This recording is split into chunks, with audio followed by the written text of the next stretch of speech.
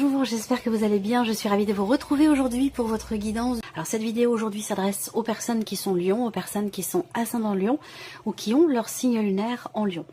Nous allons dans cette vidéo avec le tarot regarder ce qu'il y a de positif pour vous. Alors regardons ce qu'il y a de positif pour vous. Et alors j'ai l'impression que là, l'aspect positif pour vous c'est de pouvoir consolider certaines bases, de pouvoir stabiliser quelque chose en vous, quelque chose par rapport à de pouvoir stabiliser une situation, en tout cas en rapport avec quelque chose qui a beaucoup de valeur à vos yeux, beaucoup d'importance pour vous.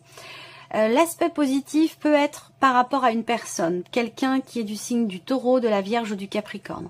Il y a cette idée d'avancer en confiance ici. L'aspect positif pour vous, c'est de ne pas vous précipiter, de prendre le temps de faire les choses, d'avancer finalement doucement mais sûrement. Si vous faites un pas, c'est parce que vous êtes sûr que les choses sont bien cadrées, ordonnées, vous êtes sûr de vous quelque part. Donc cette idée d'avancer peut-être lentement, parce que le cavalier de denier, c'est le cavalier le plus lent des quatre, mais la progression est lente, mais elle est sûre, elle est fiable, elle est stable, elle est solide. Voilà, c'est ce que représente vraiment cette énergie-là. Alors, qu'est-ce que vous allez avoir à dépasser? Ce que vous allez avoir à dépasser, c'est réussir à mettre fin. Ça concerne le fait de mettre fin à quelque chose qui est douloureux pour vous. Alors ça peut être par rapport à une procédure, ça peut être par rapport à des démarches qui sont entreprises, ou tout simplement en relation à ce qui se passe à l'intérieur de vous, par rapport à ce que vous pensez ou à ce que vous ressentez. On voit qu'il y a eu quelque chose qui vous a causé beaucoup de soucis, beaucoup d'inquiétudes, de l'anxiété, peut-être même aussi des difficultés à dormir ici. Peut-être que là, ce qui est à dépasser pour vous, c'est-à-dire ce qui peut être compliqué, ce qui va nécessiter un dépassement de soi, ce qui va nécessiter un effort personnel, un investissement personnel ici, avec le 10 d'épée, ça va être de réussir à mettre fin, à mettre un terme à quelque chose qui est douloureux pour vous. On regarde ici ce qui va vous porter, justement par rapport à ce que je viens de vous présenter. Qu'est-ce qui va vous porter? La stabilité. Stabilité peut-être personnelle. Ce qui va vous porter, ça peut être la famille, ça peut être votre foyer, des personnes de votre famille, ça peut être aussi votre couple. L'idée d'avoir soit un couple, soit un foyer, soit une famille quand même qui est harmonieuse ici. Donc là, je pense que ce qui vous porte aussi, donc peut-être que le fait de vous focaliser ou de vous retrancher, de vous recentrer sur tout ce qui a un lien avec les liens familiaux, vous voyez, resserrer les liens, ou il y a quelque chose qui est en rapport avec le foyer, la famille, qui va vous être bénéfique peut-être pour réussir à dépasser quelque chose qui est visiblement difficile à vivre pour vous, douloureux. Ce qui va vous aider, pour certains ou certains d'entre vous aussi, ce sont des projets, c'est ce que vous voulez construire, ce que vous voulez fonder. Ça, c'est une optique qu'il vous faut bien garder en tête, à l'esprit, pour pouvoir dépasser ici ce qui est douloureux, éprouvant ou difficile pour vous. On regarde maintenant le plan émotionnel. Qu'est-ce qui se passe sur le plan émotionnel? Alors c'est très bien parce que émotionnellement, on voit que vous êtes connecté, on voit que vous êtes quelque part confiant. Il y a cette idée d'être dans l'espoir, de ne pas perdre espoir. Et ça c'est intéressant parce que c'est certainement ça d'ailleurs qui va vous permettre de dépasser ici de tourner une page par rapport à quelque chose de douloureux. Parce que c'est vraiment ça qui est à dépasser, puisque c'est un 10. Donc ce qui est à dépasser, c'est vraiment le fait de réussir à pouvoir tourner une page par rapport à une épreuve, quelque chose d'éprouvant ou de douloureux. Et on voit qu'émotionnellement, vous êtes quand même au clair vis-à-vis de vous-même ou par rapport à la situation. Alors, je ne vais pas forcément savoir pourquoi il y a cette douleur, qu'est-ce qu'il y a d'éprouvant, mais moi, ce que je vois, c'est qu'avec l'étoile, il y a cette sérénité intérieure. En tout cas, sur le plan émotionnel, il y a une forme d'équilibre. Il peut s'agir ici d'un soulagement également, ici. D'un soulagement par rapport à des nouvelles que vous recevez ou par rapport au fait de réussir à comprendre quelque chose, à clarifier un ressenti, une émotion, une situation. Quelque chose est clarifié, quelque chose est tranché ou est compris. Et c'est ça peut-être justement qui vous permet de vous sentir en confiance ou qui vous permet de retrouver une certaine confiance en vous. Et émotionnellement ou par rapport à quelque chose qui est investi émotionnellement, que ce soit une situation ou une relation.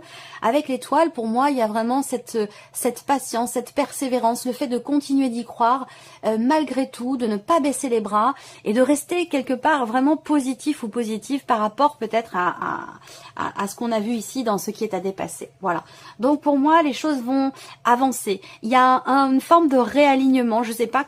Est-ce que moi je ressens quelque chose de très spirituel ici par rapport à votre équilibre émotionnel, comme si vous étiez effectivement connecté, comme si il y avait peut-être on peut parler d'un message ici, on peut parler d'une guidance intérieure, le fait de suivre ses ressentis, ses intuitions, ses émotions, d'écouter son cœur, d'être relié vraiment, d'être en paix avec soi-même ici. Il y a vraiment cette idée d'être en paix avec soi-même dans l'idée de trancher une situation, dans le fait de chercher à clarifier les choses ou à pouvoir comprendre une situation, une problématique. Et c'est ça qui fait que là, il y a une forme de rééquilibrage, de réalignement dans ce que vous vivez émotionnellement.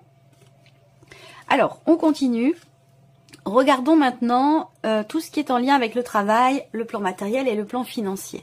Financièrement, il y a des petites choses à régler. Financièrement, il y a des petites choses à régler de manière officielle. Là, on voit que il peut être question ici d'une situation concernant une somme d'argent, concernant peut-être un achat ou un projet.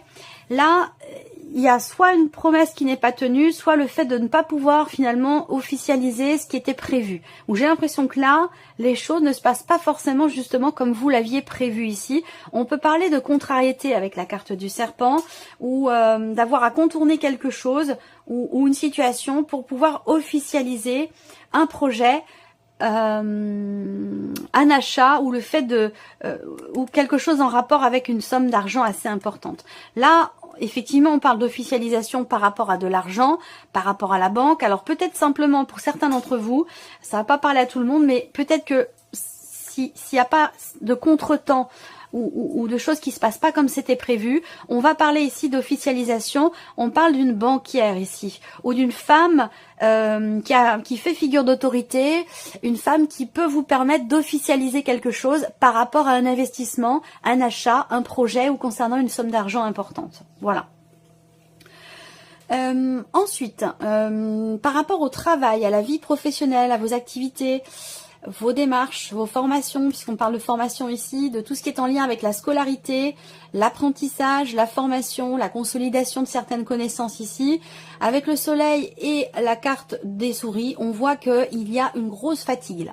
Une grosse fatigue, alors est-ce que c'est une fatigue intellectuelle peut-être parce que là vous reprenez ou vous prenez un rythme qui n'est pas le vôtre ou vous reprenez un rythme et ça peut vous apporter une forme d'essoufflement, une forme de fatigue physique. Voilà.